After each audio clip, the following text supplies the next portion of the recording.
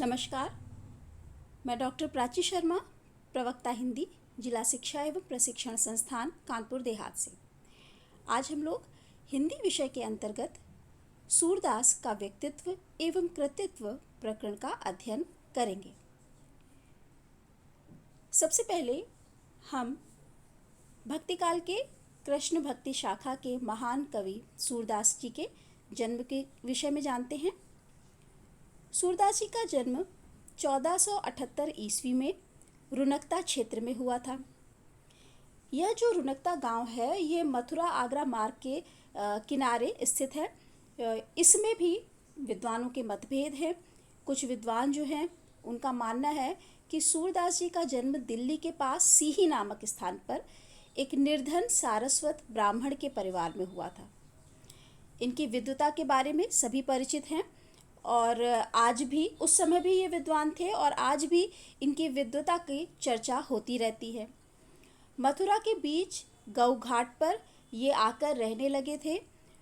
इनके पिता माता की बात की जाए तो इनके पिता जो थे रामदास बैरागी के नाम से प्रसिद्ध थे। ये एक प्रसिद्ध गायक थे। तो आप जान सकते हैं जो सूरदास जी के गेय पद हैं, गीतात्मकता जो उनके पदों में विद्यमान है, वो कहीं ना कहीं सूरदास जी के पिता के प्रभाव स्वरूप ही प्राप्त है। सूरदास जी के जन्मांध होने के विषय में भी बहुत सारे मतभेद हैं।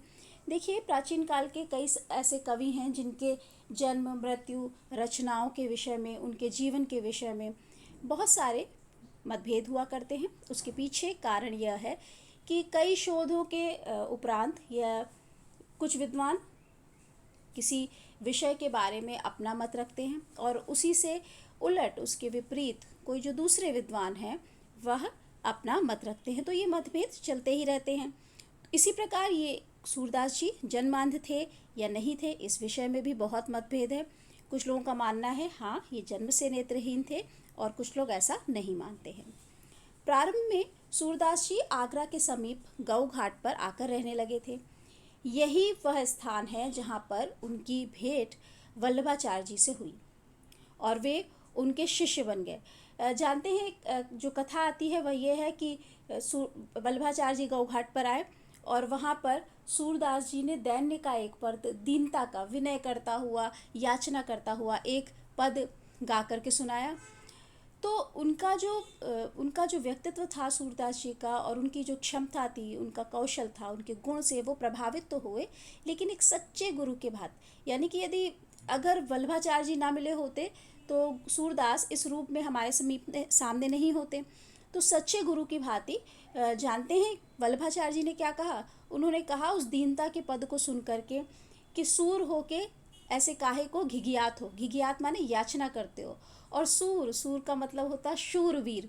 तो यहाँ पर जो वल्लभाचार्य जी ने थे, सूर का तात्पर्य उन्हें बताया कि तुम शूरवीर हो तो तुम इस तरह से घिघियाओ मत, याचना मत करो, है ना। तो भगवत लीला के पद गाओ, ऐसा उन्होंने आदेश दिया और उस आदेश का, उन वचनों का पालन करते हुए सूरदास जी उसी का अनुसरण करने लगे। और जो हमारे स्वामी वल्लभाचार्य जी थे वो पुष्टि मार्ग के, और जो संप्रदाय है वल्लभ संप्रदाय, उसके संस्थापक थे। तो वल्लभ संप्रदाय में पुष्टि मार्ग है भक्ति का, इसी में उन्होंने सूरदास जी को दीक्षित किया, यानी सूरदास जी ने शिष्यत्व ग्रहण किया और कृष्ण लीला के, जो भगवान की लीला है, अलौकिक लीला के पद गाने लगे। तो अलौकिक लीला, आप ये मत सोचिए कि जो कुरुक्षेत्र के मैदान में अलौकिक योगीराज भगवान श्री कृष्ण का स्वरूप है ना, वो नहीं। उनकी लीला के पद का ज्ञान गाने लगे, किस प्रकार भगवान का जन्म हुआ, किस प्रकार वह नन्ही नन्ही सी शरारतें करते हैं, प्यारी प्यारी सी अटखेलियाँ करते हैं, किस प्रकार धीरे धीरे वह बड़े हो रहे। तो ये जो लीलाएं हैं इनका उन्होंने गान किया। सूरदास जी की मृत्यु के विषय में कहा जाता है कि उनकी जो मृत्यु है वह गोवर्धन के निकट पारसौली गांव में 1584 ईस्वी को हुई थी। अभी मैंने जैसा बताया सूरदास जी जन्मांध थे या नहीं थे, इसमें बहुत सारे भेद पाए जाते हैं लोगों के मतों में। तो जो मानते हैं कि जन्मांध थे, तो श्रीनाथ की संस्कृत वार्ता मणिपाला, श्री हरिराय कृत भाव प्रकाश, श्री गोकुलनाथ जी की निज वार्ता आदि ग्रंथों के आधार पर यह माना गया है कि जो महात्मा सूरदास थे वो जन्मांध थे। लेकिन जो उनका हम काव्य पढ़ेंगे उसमें राधा कृष्ण के रूप सौंदर्य का जो उन्होंने सजीव चित्रण किया है, नाना रंगों का वर्णन किया है, सूक्ष्म अवलोकन करके, सूक्ष्म पर्यवेक्षण करके उसका जो चित्रण किया है, प्रकृति का इतना सुंदर वर्णन जो किया है, उसको देख करके कोई भी नहीं मानता, मतलब अधिकांश लोग ये मानने से इनकार करते हैं कि सूरदास जी जन्मांध थे। और लोग कहते हैं नहीं, उन्होंने अपने इन भौतिक चक्षुओं से इस भौतिक जगत का दर्शन पूर्व में कर लिया था, क्योंकि बिना देखे इस प्रकृति का इतना सुंदर वर्णन कोई नहीं कर सकता। तो ऐसा कुछ लोगों का मानना है। लेकिन यदि भक्त कवि की बात करें तो और ये कहा भी जाता है कि जिसका कोई अंग यदि भगवान छीन लेता है तो उसको दिव्यांग प्रदान करता है, उसके अंदर एक अलौकिक शक्ति वो कहीं ना कहीं भगवान जो हैं उसमें उत्पन्न करते हैं। तो ये भी एक चमत्कारपूर्ण बात नहीं है कि जन्मांध होते हुए भी सूरदास जी इस प्रकार का वर्णन कर सकते थे। यदि भक्ति की बात करके हम देखें, इसको लौकिक जगत से, भौतिक दृष्टिकोण से इसको हम ना परखें। सूरदास जी के विषय में ये जो बात हम लोग चर्चा कर रहे हैं, इस पर बाबू श्याम सुंदर दास जी ने भी अपना मत रखा है। वो कहते हैं कि सूर वास्तव में जन्मांध नहीं थे, क्योंकि श्रृंगार तथा रंग रूप आदि का जो वर्णन उन्होंने किया है वैसा कोई जन्मांध व्यक्ति नहीं कर सकता। हजारी प्रसाद द्विवेदी जी भी लिखते हैं कि सूरसागर के कुछ पदों में यह ध्वनि अवश्य मिलती है कि सूरदास अपने को जन्म का अंधा और कर्म का अभागा कहते हैं, लेकिन सब समय इसके अक्षरार्थ को ही प्रधान नहीं मानना चाहिए। कि मतलब समझ रहे हैं, सूरदास स्वयं कहते हैं कि वह जन्म से अंधे हैं और अभागे हैं, लेकिन आप इस बात को जब उनका काव्य पढ़ेंगे तो आप बिल्कुल कतई स्वीकार नहीं करेंगे, क्योंकि अक्षर अक्षर सूर के काव्य में ये पता चलता है जो उन्होंने लिखा है कि वो जन्मांध नहीं थे और अभागे तो बिल्कुल भी नहीं थे। सूरदास जी का मुख्य वर्ण विषय जो था वह है श्री कृष्ण की लीलाओं का गान। सूर सारावली में कवि ने जिन कृष्ण विषयक कथात्मक और सेवापरक पदों का गान किया है, उन्हीं के सार रूप में उन्होंने सारावली की रचना की है। और जो उनका दूसरा ग्रंथ है साहित्य लहरी, तो 3 ग्रंथ हैं मुख्यतया माने जाते हैं। सूरसागर ये श्रीमद् भागवत पर आधारित है। इसमें जो आपका एक भ्रमर गीत प्रसंग है और कृष्ण किस प्रकार, कृष्ण की बाल लीलाओं का वर्णन है, कृष्ण किस प्रकार जो है मथुरा चले जाते हैं कंस का वध करने के लिए और वापस नहीं आते हैं, फिर किस प्रकार से उद्धव को भेजते हैं। तो ये वर्णन है सूर सारावली में। कृष्ण विषयक कथात्मक और सेवापरक पद हैं, और साहित्य लहरी जो है उसमें उनके दृष्टिकूट पद संकलित हैं। तो ये 3 रचनाएं आप हमेशा याद रखिएगा। अब बात करते हैं सूरदास की काव्यगत विशेषताओं की। तो जितना भी काव्य उन्होंने लिखा है उसकी कुछ प्रमुख विशेषताएं मैं यहाँ पे बता रही हूँ। सूरदास जी के अनुसार भगवान श्री कृष्ण के अनुग्रह से मनुष्य को सद्गति मिल सकती है। अब सद्गति कैसे मिलेगी? जो भक्ति होगी वह अटल होनी चाहिए। कर्म भेद, जाति भेद, ज्ञान योग से श्रेष्ठ है, यानी कर्म का कोई भेद नहीं है, जाति का भेद नहीं है, ज्ञान का भेद नहीं है, इन सब से श्रेष्ठ जो है वो भक्ति है।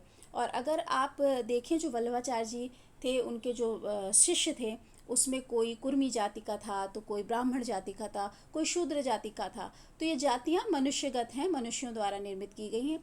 जिसका मन उदात्त होता है उसकी जाति मलिन हो ही नहीं सकती। उदात्तता मन में होनी चाहिए, आत्मा में होनी चाहिए। तो सभी मनुष्य ईश्वर के द्वारा बनाए गए हैं।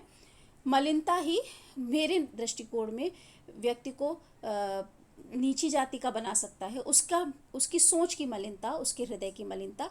और यदि कोई व्यक्ति हृदय से, मन से उदात्त है तो वह, उससे श्रेष्ठ तो कोई है नहीं। उससे श्रेष्ठ तो मुझे लगता है ऊंची जाति से भी वह श्रेष्ठ है। तो ये जाति पाति के भेद से उच्च है, और भगवान का अनुग्रह जाति पाति के भेद को देख करके नहीं प्राप्त किया जा सकता। अनुग्रह जो है वह समर्पण भाव से भगवान का प्राप्त किया जा सकता है। सूर्य वात्सल्य, श्रृंगार और शांत रसों को मुख्य रूप से अपनाया है। ये तीनों ही रस मुख्य रूप से उनकी रचनाओं में पाए जाते हैं। सूर ने अपनी कल्पना प्रतिभा के सहारे कृष्ण के बाल्य रूप का बहुत सुंदर वर्णन किया है। जो चाइल्ड साइकोलॉजी आप पढ़ते हैं वो चाइल्ड साइकोलॉजी उस समय महात्मा सूरदास जी ने अपने सूर सागर में उतारी थी, जब चाइल्ड साइकोलॉजी नाम का कोई विषय ही नहीं था। तो आप ये जानिए कि बाल मनोविज्ञान का पूरा ज्ञान सूरदास जी को था। उन सूरदास जी को जो कि सो कॉल्ड साइकोलॉजिस्ट नहीं थे, सो कॉल्ड पढ़े लिखे नहीं थे, सो कॉल्ड डिग्री होल्डर नहीं थे और जन्मांध थे, तो वो अपने आप को स्वीकार कर रहे थे कि वो अभागे हैं।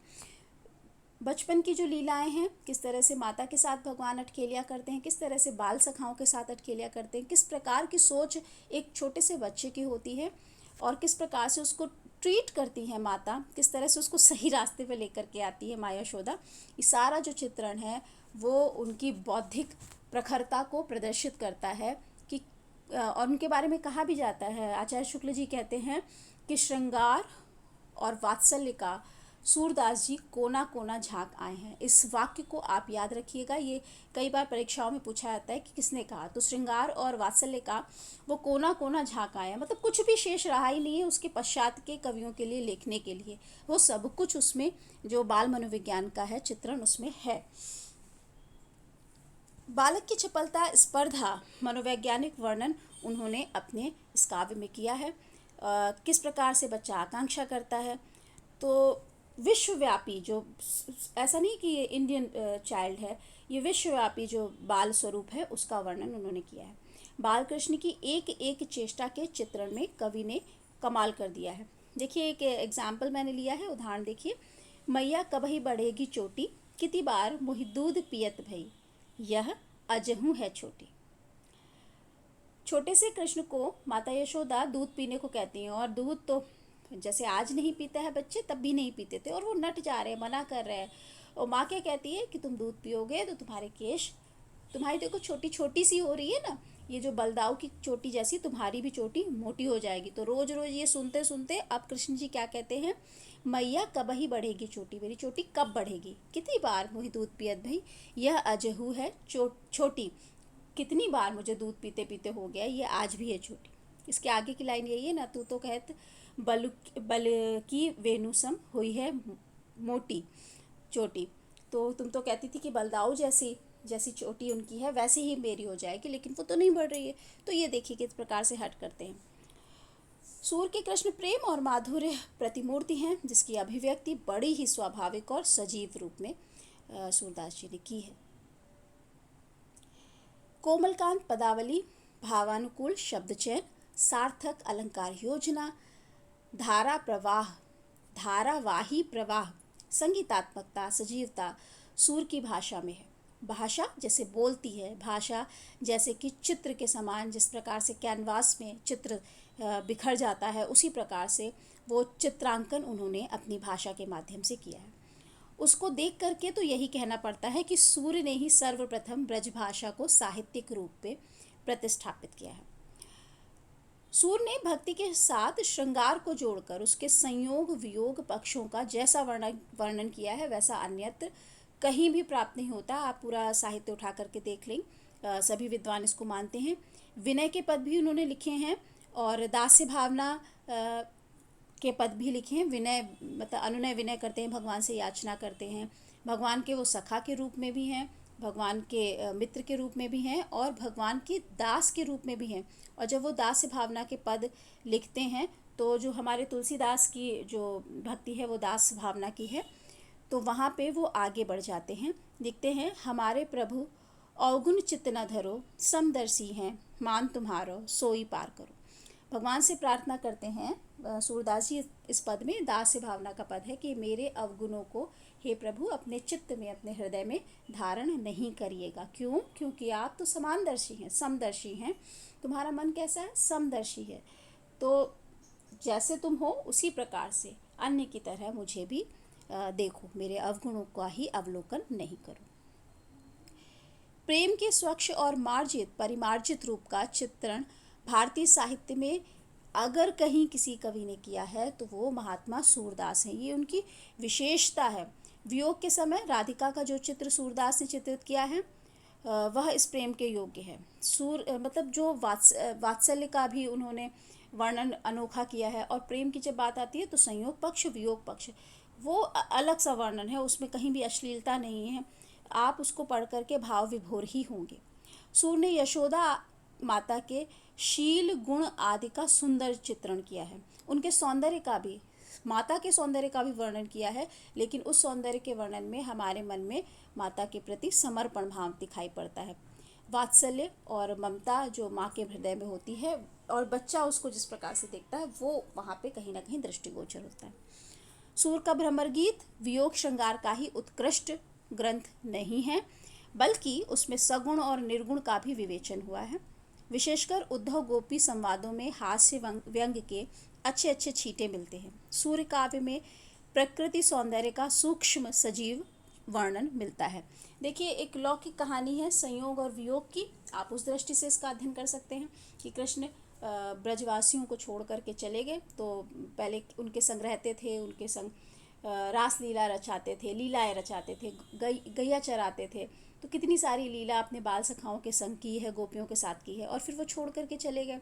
तत्पश्चात वियोग श्रृंगार की बेला प्रारंभ हो गई और फिर उद्धव का आगमन, उद्धव को भेजते हैं भगवान श्री कृष्ण गोपियों के पास कि उद्धव के अहम को तोड़ने के लिए। और यहाँ पे जो वर्णन है, वहाँ जब उद्धव प्रवेश करते हैं ब्रज में, तो वहाँ पे जो वियोग श्रृंगार है उसका बहुत सुंदर चित्रण किया है। लेकिन केवल श्रृंगार के संयोग और वियोग का ही चित्रण नहीं है, वो सगुण और निर्गुण का प्रतिस्पर्धा कहीं ना कहीं दिखाई जाती है कि किस प्रकार निर्गुण से सगुण जो है वह भारी है, और उसी प्रकार ज्ञान के ऊपर भक्ति किस प्रकार से श्रेष्ठ है। तो एक चीज़ से कितनी सारी चीज़ों को उन्होंने साधा है और कितना सुंदर उनका आध्यात्म है, दर्शन है, ये अन्यत्र दुर्लभ है। तो ये थे हमारे भक्तिकालीन कृष्ण भक्ति शाखा के महान कवि, ब्रजभाषा के अद्वितीय कवि महात्मा सूरदास, जिनके बारे में हम लोगों ने पढ़ा। रिवीजन अगर एक बार करा जाए पूरे का सार संक्षिप्त में, तो उनका जन्म मृत्यु आपको याद रखना है, उनकी रचनाओं को याद रखना है। सूर सागर श्रीमद् भागवत पर आधारित है, और जो सूर सारावली है उसमें कृष्ण की लीलाओं का वर्णन है ही। सूर साहित्य लहरी के विषय में जो प्रश्न आता है कि कैसे पद हैं, तो उसमें दृष्टिकूट पद हैं। तो आशा है कि आज की जो कक्षा थी इसको आपने सुना, समझा, और ये आप लोगों के लिए उपयोगी सिद्ध होगी। इसी आशा के साथ आप सभी का धन्यवाद। नमस्कार।